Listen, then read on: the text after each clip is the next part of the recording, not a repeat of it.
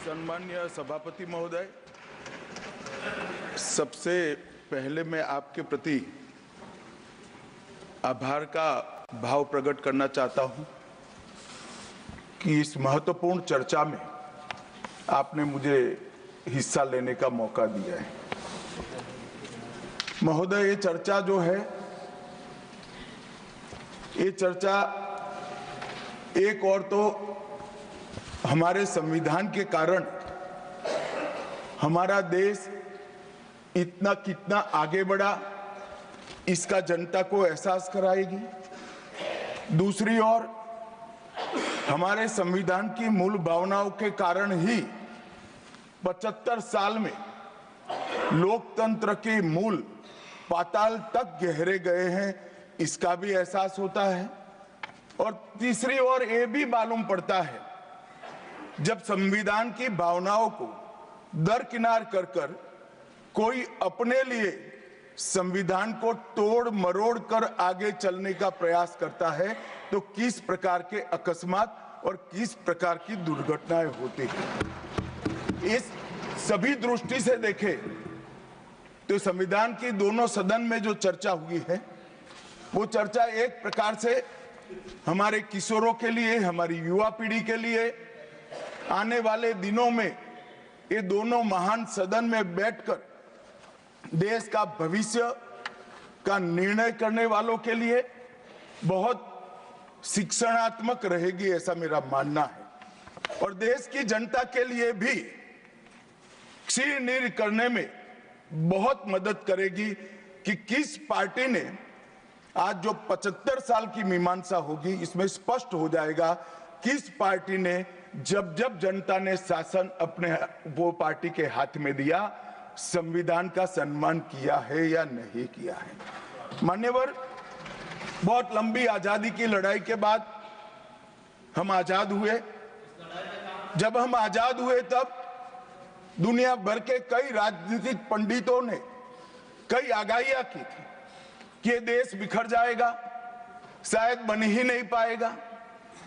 कुछ लोगों ने ऐसी आगाही की थी कि यहां डेमोक्रेटिक वैल्यू प्रस्तापित हो ही नहीं पड़ सकते, एकता हो ही नहीं सकती और ये देश आर्थिक रूप से कभी भी आत्मनिर्भर नहीं हो पाएगा। और आज जब 75 साल के समय के बाद संविधान को स्वीकार करने के बाद पीछे मुड़कर देखते हैं, तो सरदार पटेल का मैं धन्यवाद करना चाहता हूं कि सरदार साहब के अथक परिश्रम के कारण आज देश एक होकर मजबूती से दुनिया के सामने खड़ा। मान्यवर, जो कहते थे लोकतंत्र इस देश में सफल नहीं होगा, मैं वो सभी लोगों को इस सदन के माध्यम से कहना चाहता हूं कि 75 साल हो गए, हमारे साथ भी पास पड़ोस में दुनिया भर में कई लोग आजाद हुए, नई शुरुआत की, वहां कई बार अकस्मात हुए, लोकतंत्र सफल नहीं हुआ। हमारा लोकतंत्र आज पाताल तक गहरा पहुंचा है। अनेक परिवर्तन रक्त की एक बूंद बहाए बगैर हमने करे हैं और विचारधाराओं के आधार पर भी परिवर्तन करे हैं। अनेक तानाशाहों के गुमान, अभिमान और अहंकार को चूर चूर करने का काम इस देश की जनता ने किया है, मगर लोकतांत्रिक तरीके से किया है। और मान्यवर, जो कहते थे कि हम आर्थिक रूप से आत्मनिर्भर नहीं हो पाएंगे, उनको भी हमारी जनता ने, हमारे संविधान की खूबसूरती ने जवाब दिया है।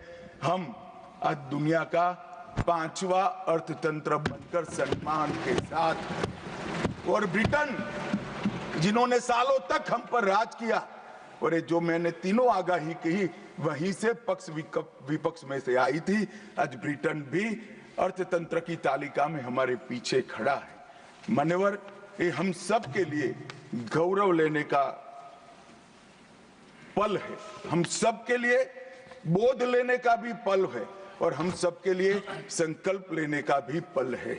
और ये सदन जो आपने लगभग 80 से ज्यादा सांसदों को मान्यवर बोलने का मौका दिया, 31 घंटे की चर्चा हुई और ये चर्चा में सभी भाव पक्ष या विपक्ष से कहीं न कहीं प्रकट हुए हैं।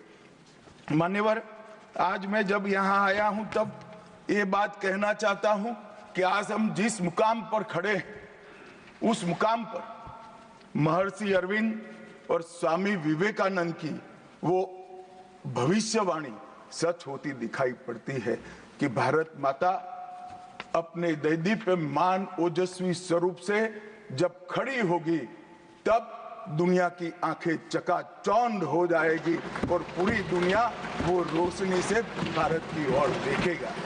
वो दिन सच होगा, इसके नजदीक काफी मजल हमने काट ली है। मान्यवर, हमारा संविधान सभा की रचना और संविधान की रचना की प्रक्रिया, ये तीनों एक प्रकार से समग्र विश्व के सभी संविधानों में अनूठे हैं, अलग प्रकार के रहे हैं। हमारे यहाँ दुनिया का सबसे ज्यादा विस्तृत लिखित संविधान चर्चा के सभी हमारे पारंपरिक लक्षणों को पार करते हुए हमने किया। इस संविधान सभा में 299 सदस्य रहे, 22 धर्म जाति समुदाय के सदस्य रहे, हर प्रिंसली स्टेट का प्रतिनिधित्व रहा, हर राज्य का प्रतिनिधित्व रहा। एक प्रकार से समावेशी प्रतिनिधित्व के साथ भारत का भविष्य तय करना, मतलब संविधान को रचने की हमारी प्रक्रिया आगे बढ़ी।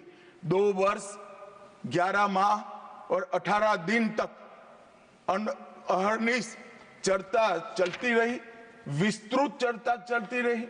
देश के भविष्य, देश चलाने के नियम और देश की परंपरा को समाहित करते हुए देश को आगे ले जाने का संकल्प इतनी विस्तृत चर्चा के बाद बना। 13 समितियों में कार्य विभाजन किया गया, 7 सदस्यीय ड्राफ्टिंग समिति बनी और जनता के अभिप्राय के लिए भी शायद ही दुनिया का कोई ऐसा संविधान होगा जिसका ड्राफ्ट पूरी जनता को कमेंट्स के लिए दिया गया और कमेंट्स पर भी बहुत डिटेल चर्चा कर उचित बदलाव भी किए गए। इतनी लोकतांत्रिक परंपरा से और प्रक्रिया से बना हुआ हमारा संविधान 295 अनुच्छेद, 22 भाग और 12 अनुसूचियों में बटा है और ये सभी संविधान के अनुच्छेद, भाग और अनुसूचियां हैं, वो विश्व में कोई भी संविधान से ज्यादा उदात्त और उत्तुंग मानव मूल्यों का सृजन करने वाले रहे हैं। मान्यवर, इसलिए हम सबको इस पर गर्व है और हम सब ये संविधान को हमेशा मस्तक झुकाकर प्रणाम करते हैं। मैं एक विशेष उल्लेख करना चाहूंगा मान्यवर, नंदलाल बोस जो गुरुवर टैगोर के अंतेवासी थे, बहुत बड़े कलाकार थे, इन्होंने 4 वर्ष का समय लेकर संविधान को सजाने का काम किया और उन्होंने जो संविधान लिखा गया था इसके अनुरूप घटनाओं को संविधान के अंदर उकेरने का भी काम किया। इतिहास, धर्म, संस्कृति और परंपरा, सबसे मानव जीवन के उच्च मूल्य देने वाली सभी संदेशों को, घटनाओं को उन्होंने चित्र रूप में यहाँ पर उकेरा। यहाँ पर भगवान राम का चित्र भी मिलेगा, बुद्ध और महावीर का भी मिलेगा, दशम पिता गोविंद सिंह जी का भी चित्र मिलेगा, गुरुकुल हमारी शिक्षा नीति कैसी होनी चाहिए इसका संदेश भी मिलता है, राम सीता लक्ष्मण वो एक प्रकार से हमारे अधिकारों का चित्रण करते वक्त दिखाए गए, भगवत गीता के संदेश का चित्र भी दिया, शिवाजी और लक्ष्मीबाई को भी यहाँ पर स्थान देकर देशभक्ति के उत्तुंग पाठ हमें पढ़ाए। नालंदा यूनिवर्सिटी हमारी प्राचीन शिक्षा पद्धति का हमें स्मरण कराती है और नटराज जीवन में बैलेंस कैसे होना चाहिए वो बैलेंस के सिद्धांत को भी प्रतिरूपित करता है। मैंने आज थोड़ा यहाँ आने से पहले क्या क्या चर्चा हुई राज्यसभा में, उसमें हमारे एक सम्मानीय सदस्य ने कहा कि चर्चा का स्तर कितना नीचा हो गया है कि यहाँ चित्रों की चर्चा हो रही है। मान्यवर, अगर संदेश लेना नहीं आता तो संविधान का भी कोई उपयोग नहीं। ये सारे जो चित्र लगाए हैं वो हमारे हजारों साल से चलने वाले हमारे राष्ट्र के जीवन को उद्घोषित करने वाले। और कोई ये न समझे कि हमारा संविधान दुनिया के संविधानों की नकल है। हाँ, हमने हर संविधान का अभ्यास जरूर किया है, क्योंकि हमारे यहाँ तो ऋग्वेद में कहा गया हर कोने से हमें अच्छाई प्राप्त हो, शुभ विचार प्राप्त हो और शुभ विचार को स्वीकारने के लिए मेरा मन खुला हो। मान्यवर, हमने सबसे अच्छा लिया है, मगर हमारी परंपराओं को नहीं छोड़ा है। पढ़ने का चश्मा अगर विदेशी है तो संविधान में भारतीयता कभी नहीं दिखाई देती। और मैं मानता हूं कि जिसने भी संविधान को सिर्फ शब्दों में छापा है और चित्रों को निकाल दिया है, उन्होंने संविधान की भावनाओं के साथ छल किया है। चित्र बगैर का संविधान अधूरा संविधान।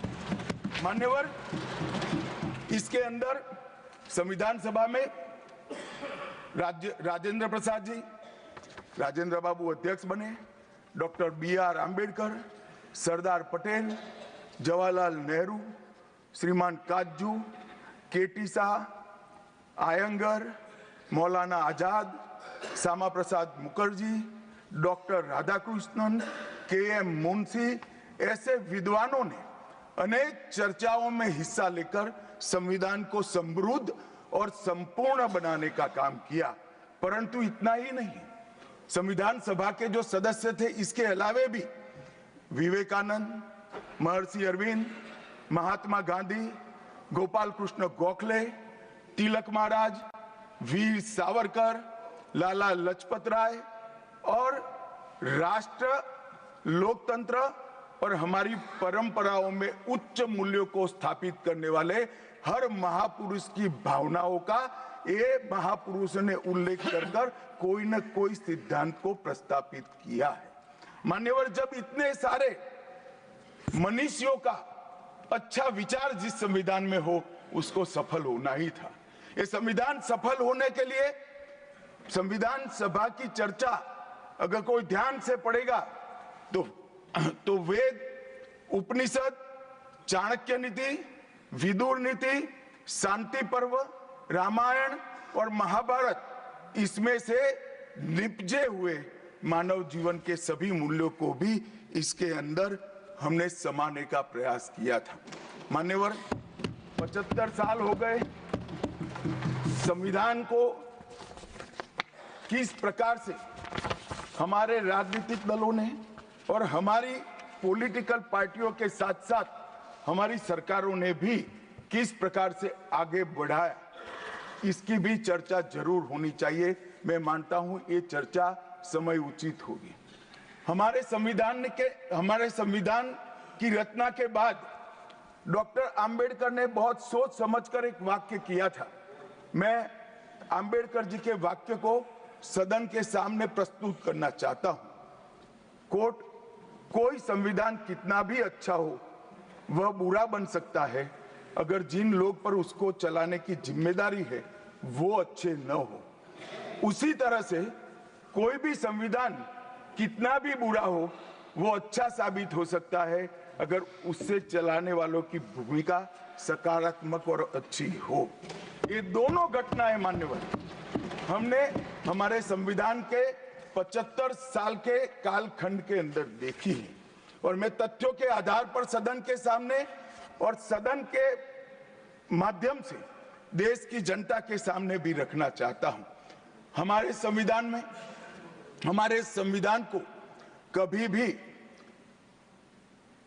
अपरिवर्तनशील नहीं माना गया। समय के साथ साथ देश भी बदलना चाहिए, समय के साथ साथ कानून भी बदलने चाहिए और समय के साथ साथ समाज भी बदलना चाहिए। परिवर्तन इस जीवन का मंत्र है, सत्य है। इसको हमारे संविधान सभा ने स्वीकार किया था। इसलिए आर्टिकल 368 में संविधान संशोधन, इसके लिए प्रोविजन किया गया। अभी कुछ राजनेता आए हैं, 54 साल की आयु में अपने आप को युवा कहते हैं और ये घूमते रहते हैं, संविधान बदल देंगे, संविधान बदल देंगे, संविधान बदल देंगे।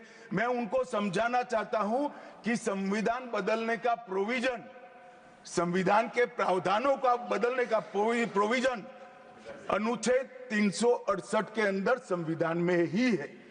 और